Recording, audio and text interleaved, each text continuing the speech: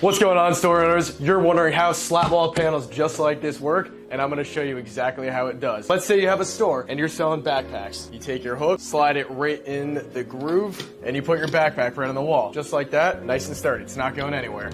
Let's say we wanna take that off, and you want to use a basket. You want to put stuff in it, same thing. You're going to put it right on the wall in the grooves, and let's say you take your backpack again and you put it in there. Just like that, fits no problem. Might want to do smaller stuff though.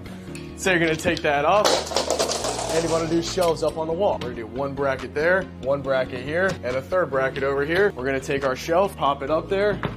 If you have a store that you want to put anything on, say you want to do water bottles. You want to do more water bottles, coffee on top of that, going to fit there, no problem. Let's say we're gonna take our shelf down, we're gonna take our brackets off here, and let's say I wanna take my girlfriend to a shoe store. She needs new heels for tonight. When she walks in the shoe store, she's expecting them to look like that. And it's blue, matching my shirt. Swap that out. Let's say we're feeling beachy and we're gonna take our hat just like this. We're gonna take our accessory, we're gonna put that right on the wall, take our hat, and boom.